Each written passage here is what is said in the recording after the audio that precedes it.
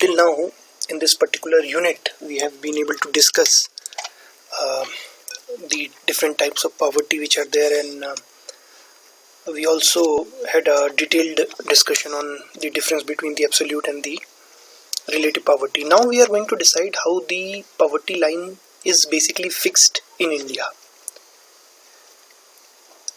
What amount of income would be considered to be the poverty line, or in other words, what would be that level beyond which if somebody earns, he would be considered above poverty line, and if he earns below that particular level, he would be considered the part of a BPL population. So what would be that level? This is the meaning of fixing the poverty line. So the first effort after the independence was made by the government of India. In fact, the planning commission tried to basically fix some poverty line for the country, and they actually set up an expert committee to recommend the poverty line in India. So the expert committee had a discussion with the Indian Council of Medical Research, and they found out the requirement of the human body, the food requirement of the human body, and what exactly constitutes balanced diet for a human body for good functioning of the human body. So based on what response they received from ICMR regarding the balanced diet, the expert committee decided that the poverty line would be rupees 20, because this was the amount in which you could purchase that balanced diet. In the rupees 20 is the poverty line that was fixed in rural areas. Per capita means per head and per day. So rupees 20 per head per day was fixed as the poverty line in rural areas, while in urban areas the poverty line was fixed as rupees 25. Now what is the reason behind this difference? The difference is because generally in rural areas it is less expensive to procure food. Food items are less costly. One of the reasons could be that the rural areas are near the production centers, the farm land and the field. So that is why the food inflation is much low, and that is why what they said was that for a family in the rural area, the poverty line would be rupees 20 per capita per day, per head per day, and for somebody in the urban area, the poverty line would be rupees 25 per day. Now, this was the poverty line which was fixed by the planning committee, and based on that, when we tried to estimate the below poverty line population in India, it was found out that almost 50% of the Indian population is below poverty line. That is, almost 50% of the people in India, they earn on an average less than the amount which has been shown in the lines that follow, that preceded this particular line. So this was what was found out, and this was the first attempt by somebody in India to actually calculate the poverty line. Now then, the criticism which it invited was that a family will have to spend not only on food, they will also have to spend on health, they will also have to spend on education for their children if they want to lead a good life. So all these expenditures were not included. Had they included these expenditures, then probably the poverty line would have been set a little higher. However, this rupees 20 or 25 in rural or the urban areas respectively, that was basically fixed on the basis of the expenditure in food alone. And this was the criticism which it invited, that there should have been some allowance, for the expenditure that will have to be incurred for purpose of gaining access to health facilities and for purpose of educating the children in the family, and that was not provided for in this particular calculation of the poverty line in India. Had that been provided for, India's BPL population the figure would have been more than 50%. Now then, there was another attempt which was made by Dandekar and Rath in 1969. They were two academicians, and this time They actually fixed the poverty line based on the calorie intake. How much calories does an individual require to function well? So this is what they calculated, and for that they relied on the data from the medical field and medical science also. So basically they talked about the calorie intake which was necessary for an individual, the nutrition requirement which was necessary for an individual, and based on that the poverty line was calculated. Now based on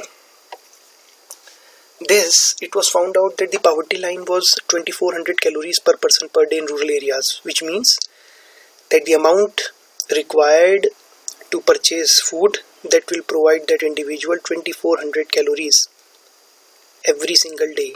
So that amount would have been the poverty line. Likewise, in urban areas, the amount that the an individual residing in urban area would have to spend on buying food which would provide him 2100 calories every day, that would have been the poverty line. So that particular level was decided as the poverty line.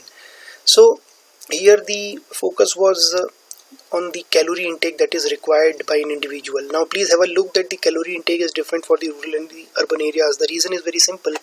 Generally in rural areas, most of the people are involved in physical labor.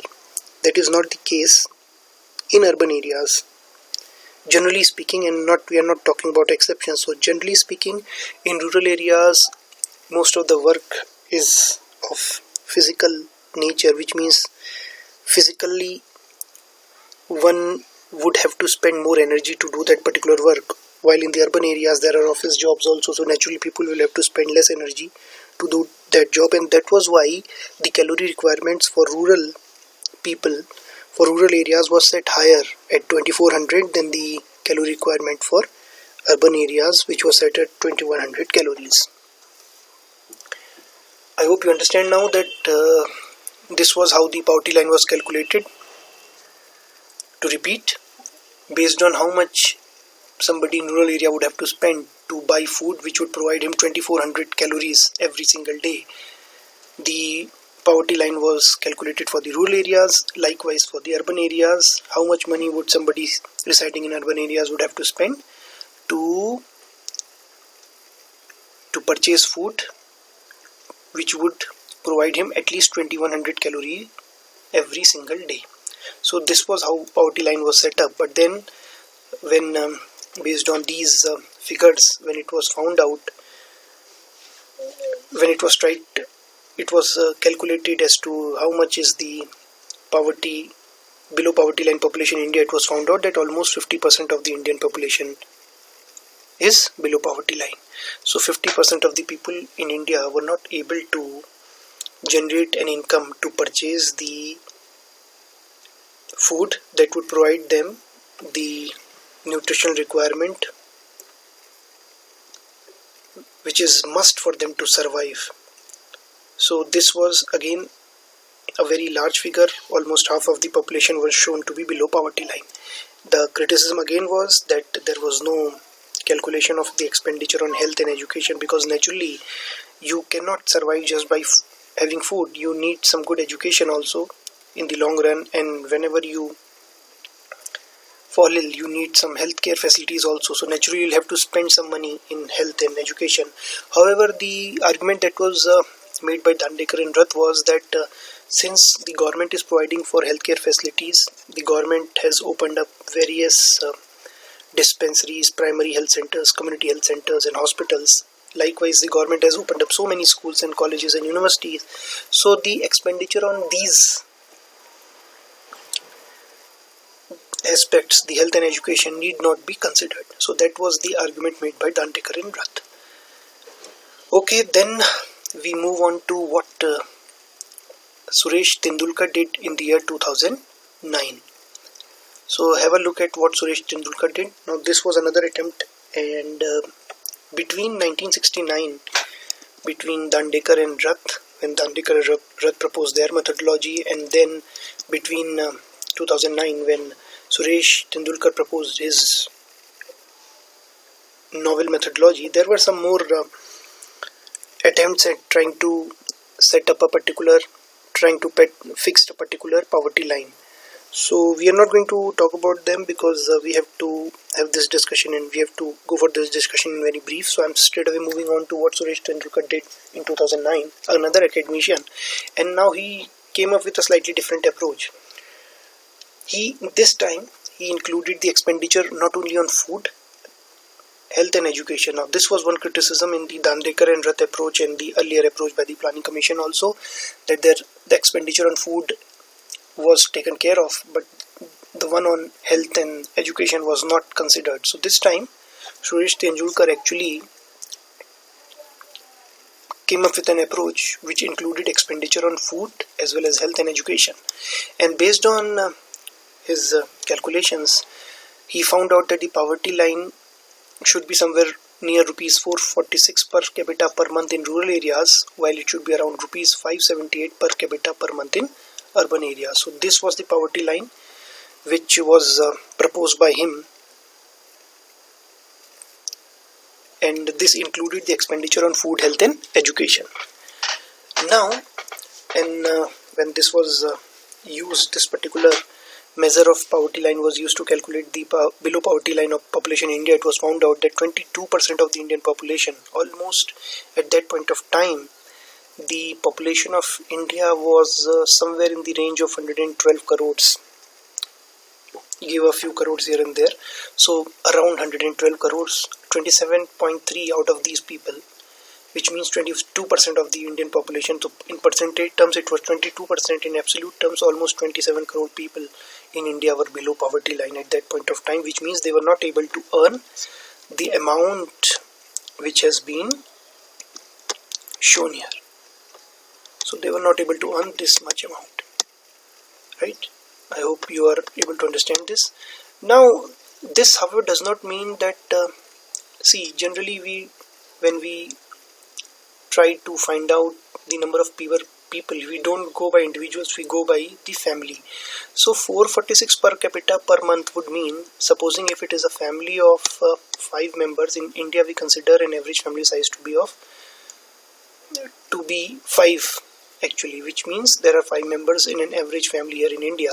So this would mean 446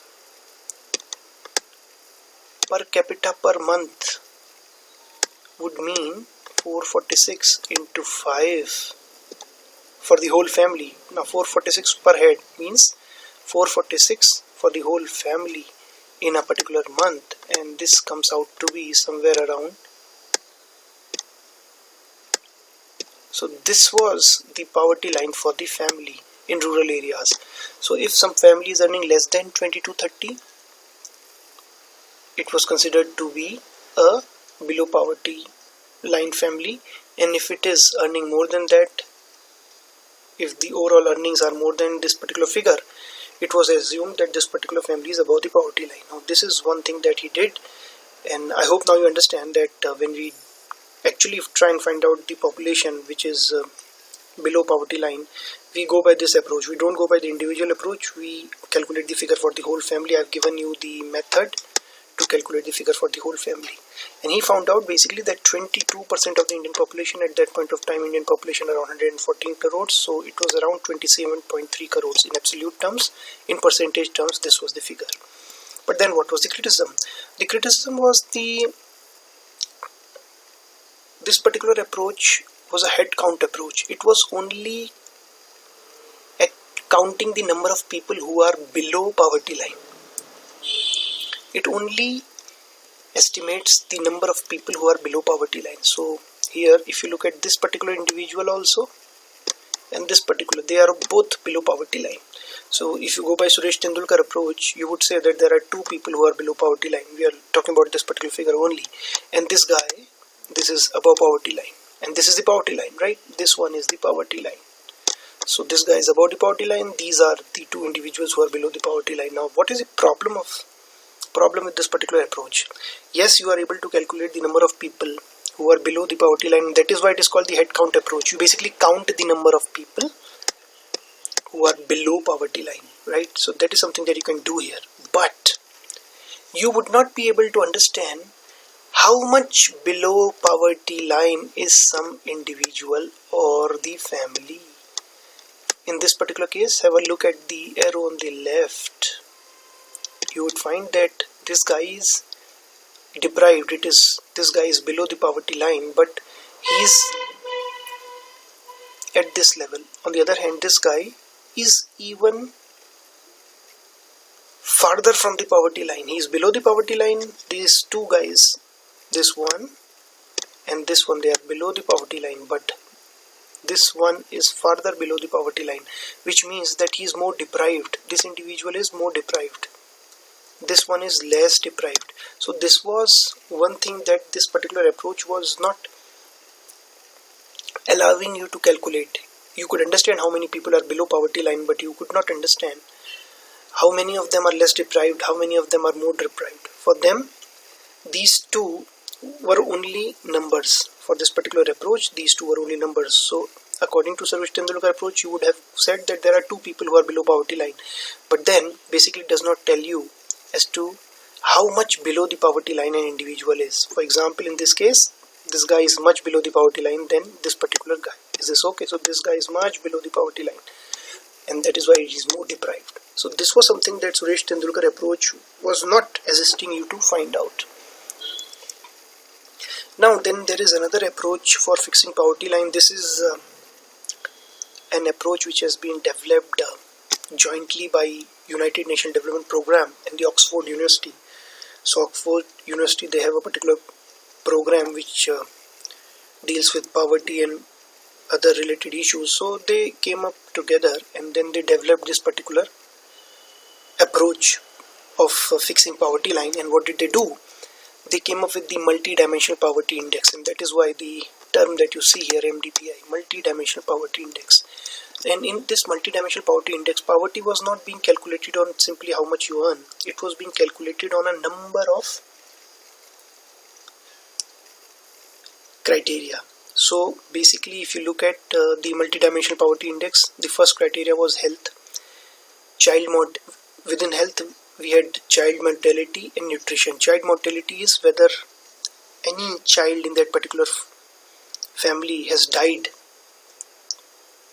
within a few time of his birth. So then that particular family would be considered to be below poverty line. So this was one particular criteria. Then the other criteria was nutrition. If the family has underweight children, then that family would be considered below poverty line. Then the other criteria was education. Within education, years of schooling. If there is no member in a particular family who has completed 6 years of schooling, that particular family would be considered deprived and below poverty line. Again, if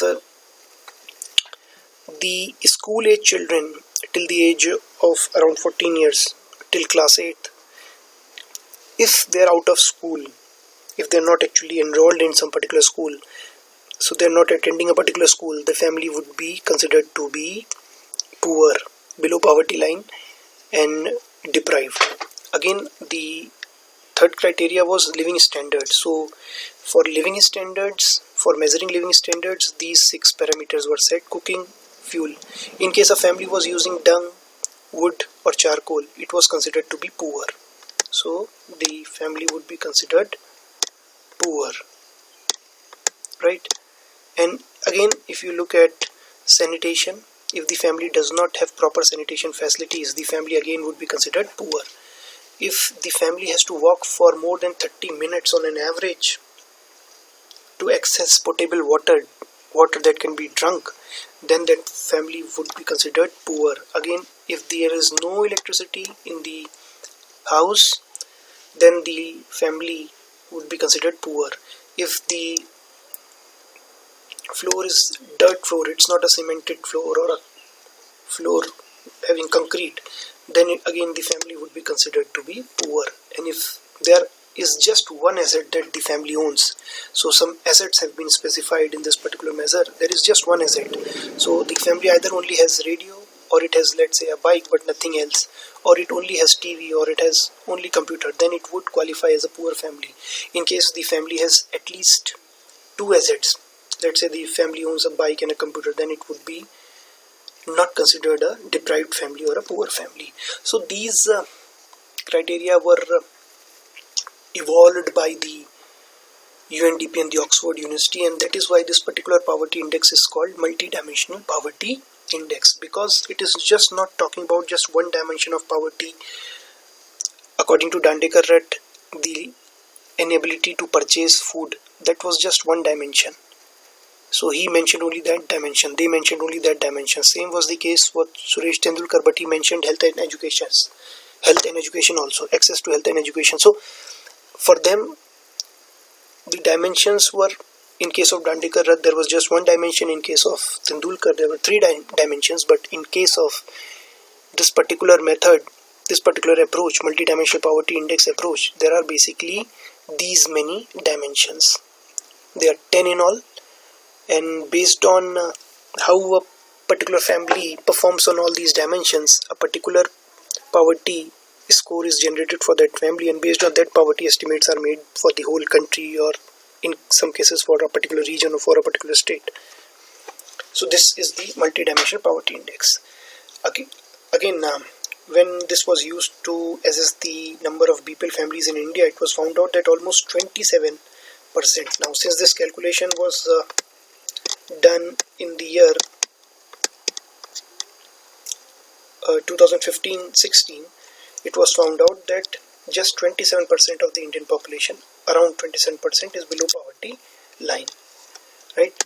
And this was 2015-16. So if you actually find out the absolute number, at that point of time, Indian population was probably somewhere in the range of 116 crores. So this was the figure that was given by this particular approach, that was arrived at by using this particular approach. So according to multidimensional poverty index, at that point of time, 2015-16, 37 crore people in India were poor. Now let's talk about the different poverty estimates. If you talk about the Suresh Tendulkar poverty estimates, in 2004-5, according to Tendulkar estimates and the Tendulkar approach or methodology, 37% people were poor in India. And this is the absolute population that India has, the total population that India has. So the figures here in brackets, they actually denote our total population. So 37% of 114 crore becomes 42 crore. So these many people were poor. In 2011-12, it was found out that, and we are using the Suresh Tendulkar methodology. So when you use his methodology, you would find that 21.9% people out of a total of 123 crore people, they were below the poverty line, right? Okay. So if you go for the multidimensional poverty index in 2015-16, it was found out that 27.9% of the people were below poverty line, and the total population was at that point of time around 130 crores. So it comes out to be around 36 crores. So now I'm reminded of a mistake that I've made just now. I told you that in 2014-15-16 the population of India was around 116 odd crores, but that was not the case. This is the correct figure. Now I have the correct figure. So 130 crore, out of which if 27% to 28% of the people are below poverty line, it actually comes out to be around 36 crore. So if you have a look at the figures, if you just compare Suresh Tendulkar, if you only talk about Suresh Tendulkar, you would find that the percentage has been decreasing, and the absolute numbers below poverty line, they have also been decreasing. So that is a good news for all of us if you only go by the Suresh Tendulkar approach, right? But if you go for the multidimensional poverty index, according to multidimensional poverty index, India's total percentage of the population which is below poverty line is around 27.9. Now this is a figure which is higher than the Tendulkar figure, right? And that is why we are getting 36 crore, higher than the figures in this particular cell. This is fine. And there are people who make their own independent estimates, the social scientists and the academicians, and some of the social scientists believe that these figures are underrepresented, underestimations, and that is why they estimate the poverty in India to be around 35.1%, which is, since this calculation is for 2018, the population at that point of time was 136 crore, so this comes out to be around 7 crore in India. So there are widely varying estimates. As far as Tendulkar is concerned, yes, we have improved in terms of reducing the absolute number of people who are below poverty line, and the percentage of total population which is below poverty line. So in percentage terms as well as in the absolute terms, we have been able to reduce poverty. But multidimensional poverty index does not paint that kind of a rosy picture. And according to this particular index, 36 crore people are below poverty line, and that was the case in 2015-16. Social scientists claim that it was the population below poverty line in India is around 47 crore, and that was actually a calculation made in the year 2018-19. So widely varying estimates. However, there is one unanimity that India is slowly and gradually reducing the number of poor people, reducing the poverty in the country. So this is one particular unanimous opinion forwarded by the social scientists and the other academicians and the experts, that India has been able to reduce the poverty rates. As far as the poverty rates are concerned here in India, they have been gradually reducing over the years. So this is one consensus that has emerged. Now let us talk about the World Bank poverty line. World Bank also fixes up the international poverty line, and that is basically 2008 it was $1.25, and in 2015 it was revised to $1.9. However, we need to understand that these, I hope you understand the meaning of $1.25.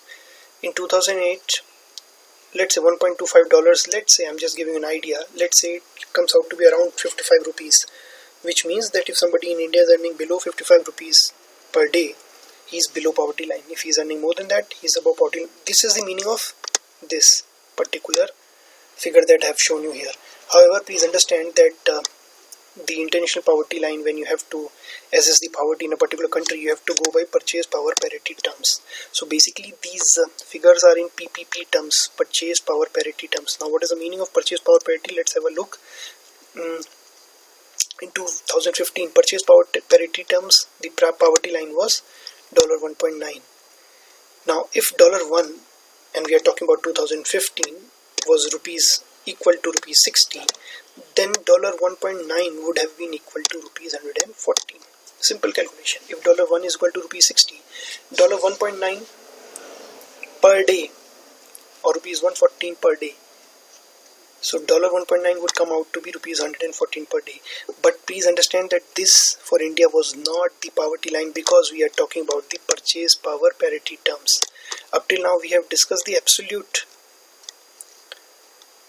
conversion from the dollar to Indian currency, but that is not the case. We have to take into account the purchase power parity also. Now what is the meaning of purchase power parity? Let's have a look. In the US, if the burger costs $1, and we are talking with regard to the exchange rates in 2015-16, right? So in India, supposing that the same burger costs rupees 20, while in America it is costing you rupees 1, and if rupees 1 is let's say the exchange rate is $1 is equal to rupees 60, so basically you will have to spend an amount equivalent to 60 rupees in India to buy a burger in America. On the other hand, in India, to buy the same burger you only have to spend rupees 20. Fine. What does this mean and what implications does this have? This means, this is basically how actually purchase power parity is basically utilized.